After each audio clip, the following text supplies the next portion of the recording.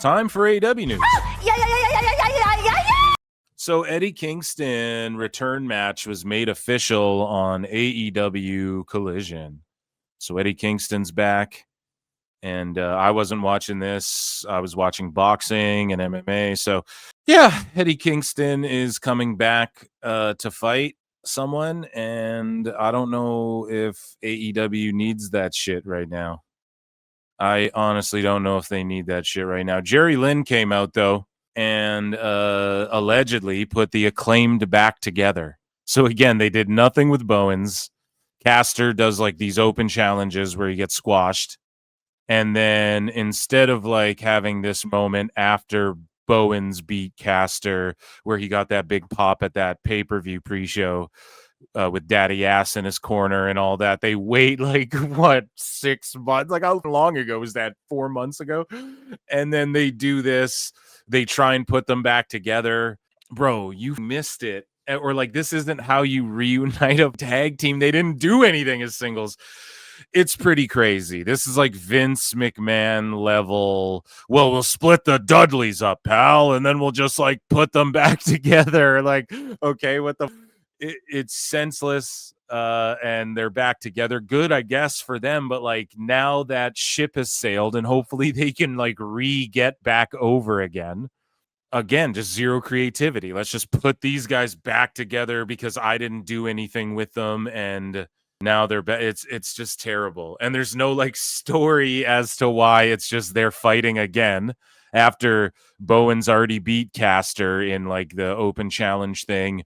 Whatever. They're cross paths again later down the line with nothing happening in between or no development in between. Oh, well, Bowens has new gear. Okay.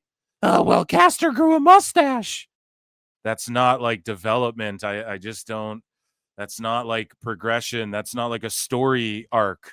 That's not like learning a lesson and then realizing, oh, I should be back with my friend who like kind of doesn't want to get back together or like doesn't trust me, and it takes this like inciting action to make us go like, well, we need to unite again or whatever. At least with Edge and Christian, they gave us some of that. This is just like some bullshit right here. So whatever. I mean, good for them. But Tony Khan, he thinks he's been cooking, dude. So this guy posts this, Matthew Gooch Catcher with 40 followers. And listen to how like redacted of a tweet this is. I saw them. So it gets announced that Moxley's going to take on Roderick Strong one-on-one. That's September to remember. And then Matthew Gooch Catcher with 40 followers goes, I saw them minutes between them in the tag match. This is going to cook. I saw them minutes. Fuck you, Mark. And then Tony Khan goes, same here. I was licking my chops in the chair producing tonight's Collision. I can't wait for this Wednesday. Bro, is this an impromptu? What the? Same here. I was licking my chops in the chair producing tonight's Collision. Because you saw them minutes between Mox and Strong, and they were just doing amazing work. Licking my chops. Man, this is like a weird gooner subculture thing too that's going on over here, and it is, man. It's the sickos. Like, what more can we say? It's just really not for everybody, I suppose. And like, I just care less and less. Why do you care if he loves? It's not about that, bro. It's not about that, bro. It's just that's cringe shit. That's cringe behavior. And the dude's got 40 followers. So like, why? How did Tony sleuth and like he got popped by that GIF or what? Like, how did he like pick that one to respond to? That's like a burner. It's like his burner. It's like a friend's burner or something. Do you think Tony Khan needs to bring in a stronger team that isn't afraid to challenge him creatively? So Tony Khan was exposed for a habit of holding late night meetings and giving no real answers. So guys, in X-Files land, shit I've heard, I'm not a dirt sheet. I'm beholden and loyal to nobody. None of you pay me. I ain't scared of you. I heard that like he just like sleeps in and shit. He's just like up all night. He's like a gamer kid, you know? Like he's just fucking up all night, sleeps, wakes up, Starbucks, Adderall, fucking let's get to it. And he'll do the shit. He's spread thin as it is. And it's just like a cramming shit in type of situation. There's a situation. But speaking on unscripted, Hager described the company in chaos. He said to get to the end of the career and to have someone like Tony Khan, who's been in this business, a cup of coffee and doesn't really know, he can't make himself a sandwich, let alone write a storyline that will last. He got contributors. Fucking Jake Hager's going to punch me in the face. He's got contributors, yes men, that help him write his storylines, but there's no one there that could tell him no. Everything changed after Cody Rhodes left. It just became a free-for-all. Free-for-all. Dun, dun, dun, dun. Math bros. You were at the building at like 1 a.m., 2 a.m. after the show was done. You were waiting in line because he had so many other important things going on, and you never got his full attention. He would give you some kind of bullshit response like, oh, I see you in the tag team with Sammy Guevara. Like, I don't really see you doing that. What do you do? He asked bluntly. You would have to know Tony to know how I'm speaking about him. Because it's like, what do you do? Exactly, because there's nobody, like, there's no leadership, there's no direction. Like, it's just, you're communicating with middlemen, and then you're like, nothing's really clear, and it's last minute, and it's like Vince in his worst days, man. It's Vince in his worst days, but Tony Khan, but instead of being like, get the fuck out of my office and kiss my ass, or yeah, it's like, oh yeah, everything's great, and yeah, I'll write you a check, and we'll play video games too. Yeah, it's great. I'll just move Ring of Honor over here. It's awesome, I swear. Everything's amazing. Isn't everything great, guys? So that's how it's different, right? But creatively and like mode of operandus, is that a mode of operandi? It's like Vince in his worst days, man. So sources in AEW said that Claudio Castagnoli still has substantial amount of time left on his contract, and that Tony Khan has made it pretty clear that he wants Claudio to be there for a long time. Yeah, I don't know if he signed on for a long time initially or if he re-signed at any point, but I believe he came in when Tony was like giving out those longer deals and trying to like lock people in for longer.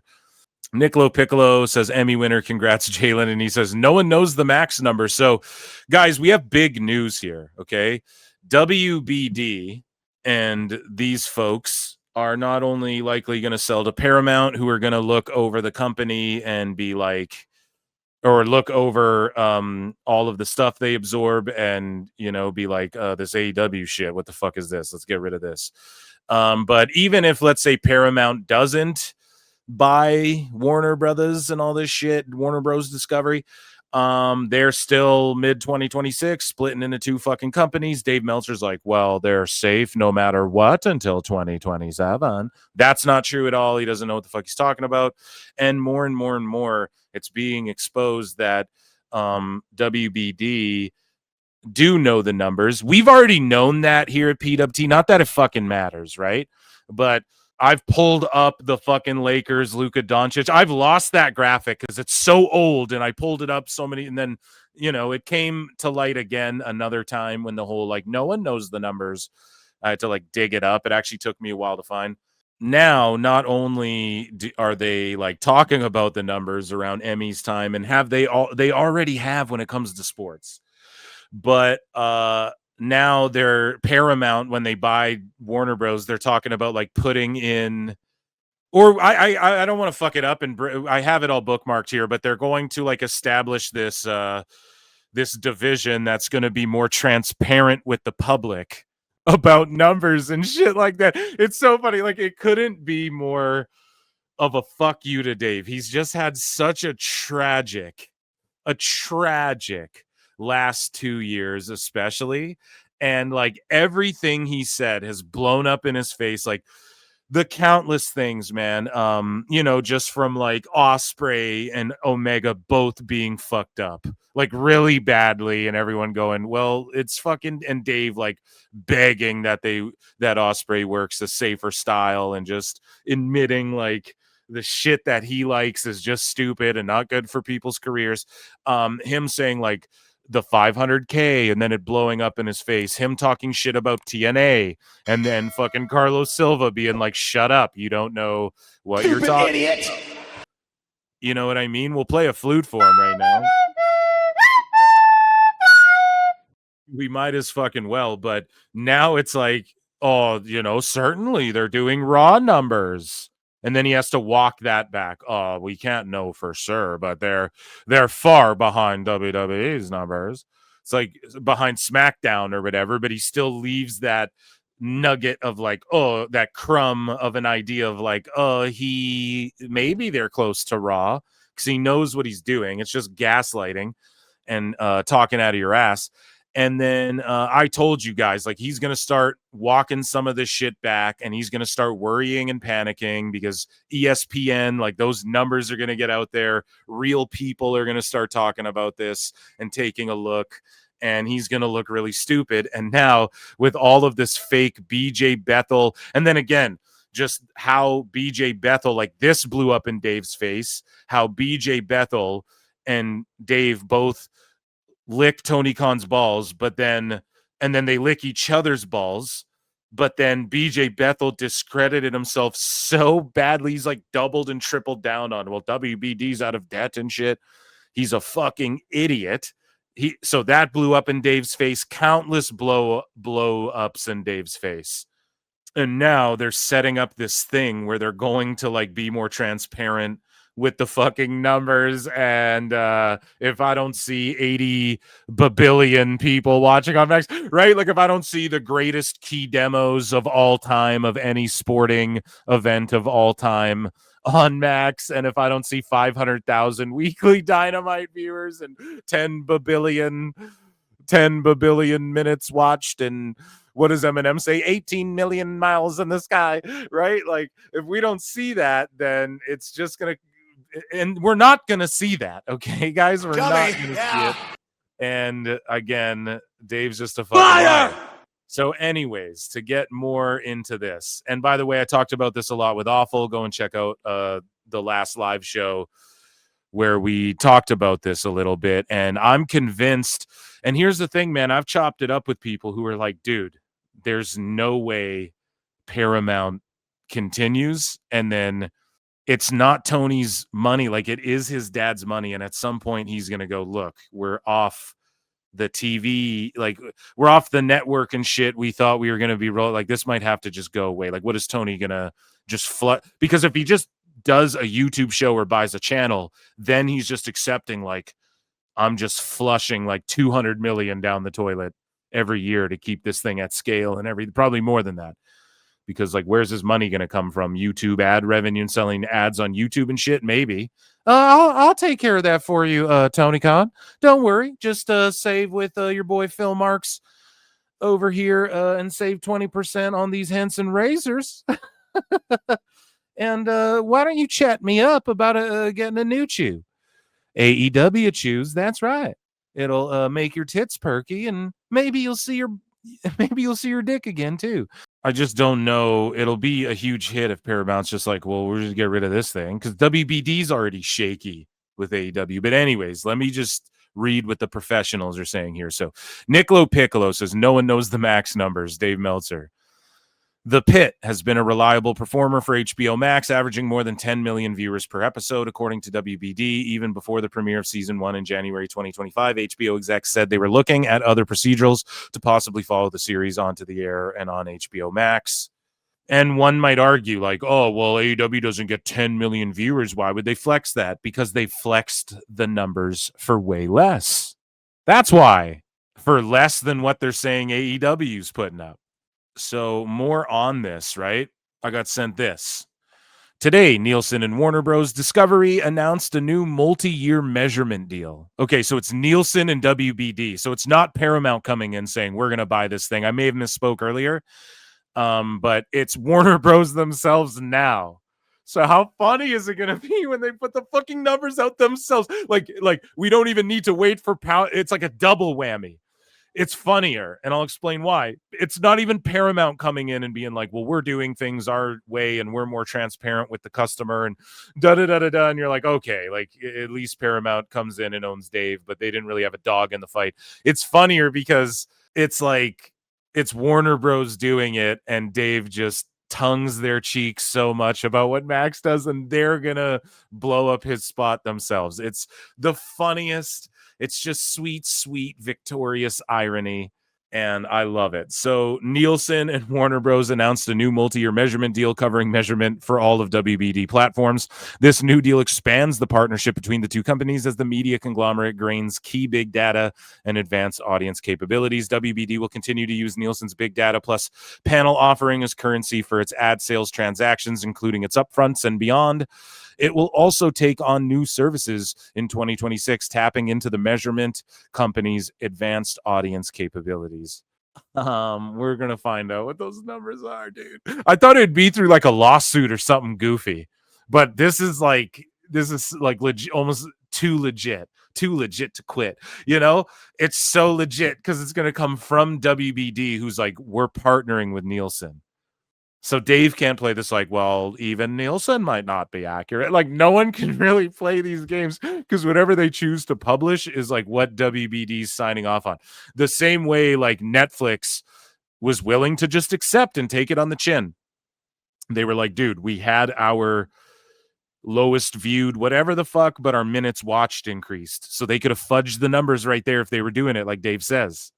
But they're fucking not, man. And it's so funny because WBD is going to like do it themselves for us. It's so good. It's just sweet, sweet victory. I love it so much. I'm going to leave that in the bookmarks because it puts a smile on my face.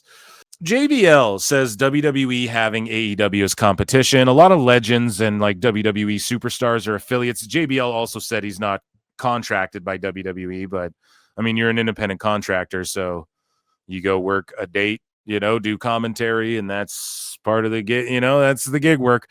Either way, though, JBL says that I think it makes it better, AEW being competition. He doesn't think they're big competition, but he says that it is better that they exist. That's how you have to just accept that it is. But JBL says, I think it makes it better. I think it makes it a lot better. The times that Vince did things that were crazy was when he was bored. He came up with ICO Pro when WCW had no ratings, of course. Then he had, unfortunately, the government trial against him at the same time, which took his time away and really hurt the business. He came up with XFL. WCW wasn't around. I know with Vince, when things went bad, I would see him. He was almost like, fantastic. I get to go to work, pal. So I think it's really good for WWE. I think their show is absolutely on fire. Then you have other companies trying to be a part of this. It was huge working for WWE when WCW was competition. I just finally got through Survivor Series 01 again. The 5-on-5 where they unified some of the titles and the Survivor Series invasion. But JBL says if you're not good when you have competition and you're going up against something, blah, blah, blah. And I think the time when WWE has not been creative and they tried to find their own competition, that's when they did ECW. That's when they did NWA. That's when they did all kind of stuff. It just hasn't worked very well. Yeah, I agree, man. More companies. Let's get a third in there. A third more competent. So anyways, moving along here. Sorry, just received just reading a text message. Sorry, guys. Member show. So Tony Storm, or actually Jake the Snake Roberts, asked what the biggest difference between Vince McMahon and Tony Khan's management styles and who gets it right. He says, well, I think Khan has... that impression is the same as everybody's, right? Just I think just the raspy, whatever. Well, I think Khan has it in the way he treats talent. Vince was a great delegator. He would come up with the idea or use somebody else's idea and spread it around to wherever, to where everybody could work on it. Tony Khan doesn't do that. He just wants us to be all hands on him doing it.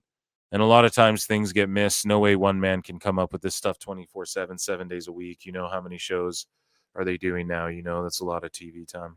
I don't know, man. You just, I'm sure Tony's a great guy. We talk about this all the fucking time. So Switchblade said, I'm sure they can't wait to tell the public that 500,000 people watch AEW Dynamite weekly. And again, this is via at 703 Productions. WBD signing this long-term deal is a signal they'll lean more into public Nielsen data to show Max is competitive. Advertisers get the numbers for sure. The public, to be determined, depends on how WBD and Nielsen choose to release the data. So they could still fudge it around, but we're going to find out. by hook or by crook. So Booker T says he would not try to run a big show against WrestleMania 43. He says, that may sound good, dog, but if it flops, oh man, egg all over your face. So to me personally, I wouldn't even want to venture into doing something like that, me personally, just because I wouldn't want to take the risk of losing and looking a certain way just because I was trying to do something because of that's just me. You might be shooting yourself in the foot. Do it if you want, but it's not like everybody's acting like, oh, you could do like a 20,000 seater just because. It's like, fucking why? Like, that doesn't make sense. You guys, like, just don't stop talking Toni into doing dumb shit. Okay? Stop talking him into doing dumb shit. And Bully Ray, I disagree with Uncle Bully here because Bully's sitting here saying some shit that he's encouraging Tony Khan to do like a Saudi show against WrestleMania in Saudi Arabia. And the problem with this is if he means literally in Saudi Arabia, which is when I originally saw this tweet. That's what I thought he was fucking referring to. I'm like, in Saudi? But if he means literally, the way this is phrased, like in Saudi Arabia, head-to-head, well, the problem is WWE's getting paid to do that shit. Tony Khan's not getting paid. Like, the Saudis won't pay him. He'd have to fucking fund everything himself, right?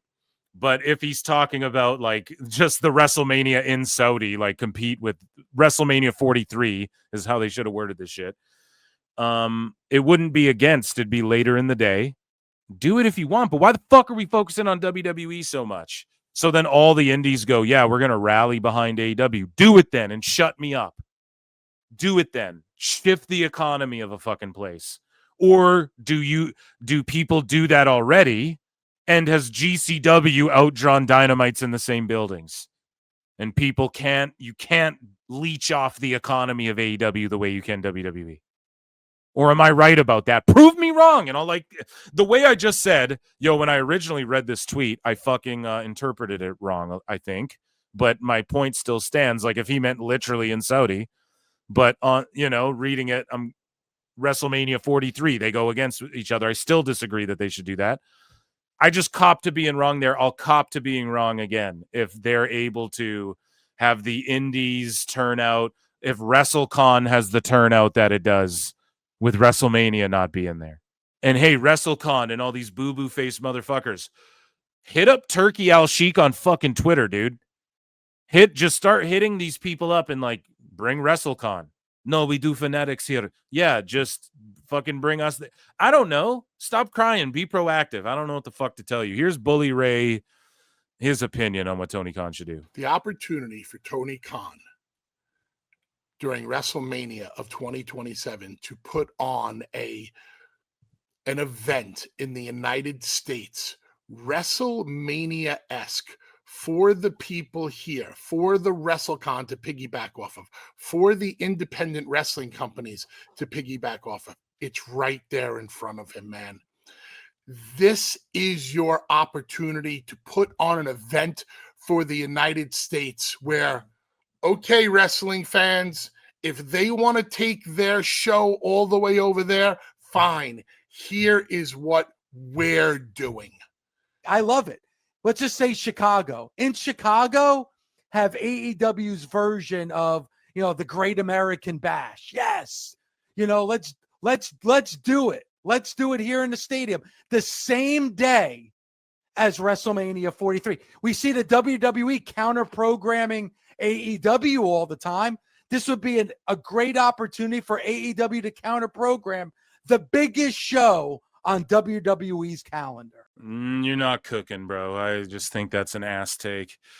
So speaking of ass takes, Jack Perry sends a knife and a threatening note to Matt Jackson. Ooh, and then he'll just show up on Dynamite, and because the fucking YouTube show will, like, this is the thing. They'll be like, well, you guys argue that the social media doesn't matter. Yeah, they have like a billion fucking subscribers on WWE's YouTube.